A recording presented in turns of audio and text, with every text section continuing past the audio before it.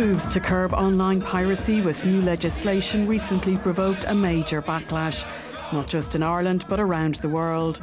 It sparked a division between the creative industries, who say piracy is killing their revenues, and the online community, who say the laws will suffocate the internet. Where once people paid over the counter for their DVDs, many are now downloading them from illegal sites for free. And the creative industries are arguing if people aren't paying for their work, they can no longer earn a living. Sergeant Jerry Boyle. The Guard was a huge hit at the box office for Element Pictures, but the Irish company may never realise all the revenue from the film. Could I have your name, sir? Yeah, Bozo, the clown. Personally, I had anecdotally many people coming to me congratulating me on the film that they had just watched when I knew it wasn't in the cinema and we hadn't yet released it on DVD, so the only way they could have watched it was watched it illegally online. Oh, I did well there. I'll see you. The problem at the moment, I believe, is that people can download films with impunity. There are absolutely no consequences to doing it, and as a result, it's become quite an accepted practice here. This is Irish author Kevin Nolan's book on Mars exploration, available to buy legitimately on Amazon. It took him 5 years to write after getting a commission from Praxis, one of the world's top science publishers, but here it is on an illegal site available for free. I just happened to notice that it was available for free download from numerous sites, a plethora of sites. It very quickly became available everywhere for download for free. And in fact, many of the websites give you the download statistics, as in the number of downloads. So by October 2009, I had personally totted up 180,000 illegal downloads in just that 1 year from the sites I spotted. 3 years ago, the large music companies decided to wage war on online piracy. They began to take legal action against the internet service providers. The music label EMI brought the internet provider UPC to court in what will be a crucial case. The judgment in 2010 meant UPC couldn't be forced to tackle users who download illegally, but Judge Peter Charlton warned that Ireland's legislation had not transposed a European directive which allows injunctions to be served where copyright is infringed. The internet service providers argue they shouldn't be held responsible for what certain users do. Instead, those who directly facilitate pirating should be targeted.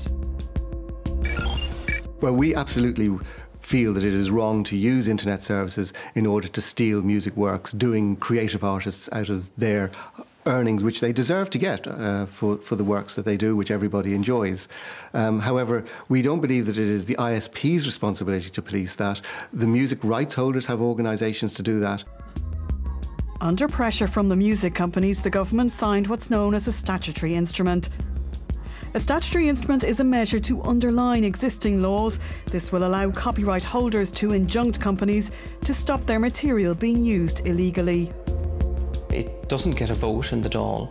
It doesn't go before committees. It doesn't go before the Seanad. The difficulty that we have with the statutory instrument as it was signed into law is that it leaves it entirely up to the courts as to what is the basis for an injunction. And those injunctions would allow, conceivably, entire sites to be blocked from Irish users. Change your heart. Sharon Corr was among a group of Irish musicians who recently signed the Artists' Charter against online piracy. It was organised by her husband, a lawyer, who argues the statutory instrument is critical. If someone was infringing your rights, what could you do about it? Do you have a remedy? Can you seek an injunction from the courts to say, stop doing that? No, you couldn't, and now you can. Their industry is being turned on its head, that there are such significant revenue losses to their business. And I think people sometimes just see a successful artist and think, well, you're doing okay, so you know what's there to complain about? But as an industry, it really is in crisis. This is the internet startup company Newswhip.ie. They're a news aggregator who say the new legislation could stifle their growth. And they say the music industry has to accept they'll never get the revenues they once did from the music buying public. We're a lot more fussy. We just take the songs that we want. And the music industry still wants us to buy CDs. They still want us to download albums. The old mindset is still there. And I think that's changing now, but they're never going to have the same power that they used to have to decide, you know, the universe of music that you get to listen to. Minister of State Sean Sherlock defended the statutory instrument at a recent public debate in the Science Gallery. He explained the government had to act after Judge Charlton's ruling in the case of the music companies versus UPC. I know that there are people here who will say that the signing of the statutory instrument moved us backwards, but we were relying on two Attorneys General for the advice in relation to the Charlton judgment, and it restored us to a position that pertained in 2000 with the signing of the Copyright Act. The founder of the popular online forum Boards.ie is furious at the legislation, saying it makes intermediaries like him responsible for the illegal actions of other people. Boards.ie say they'll have to filter thousands of users to check for copyright infringements, which are not always clear-cut. People always want to talk about, say, the latest Batman movie is uploaded and that's a copyright infringement. Those cases are very simple. We take those down, we don't allow it.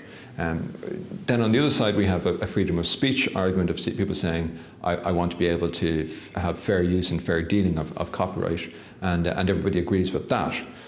In the middle, there's a much greyer area.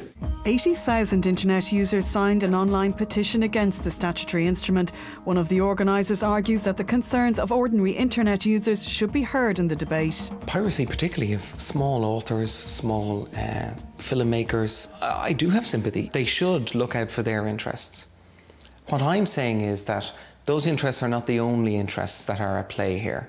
And there is a wider interest in having a full, open and unfettered internet for Irish users. A consultation process is underway to examine our current copyright legislation, but the statutory instrument is already signed, so its critics say this is of little use. However, it does open up a discussion on how we intend to govern the internet and whether it's possible to have laws that protect the rights of the creative industries without choking innovation and free speech.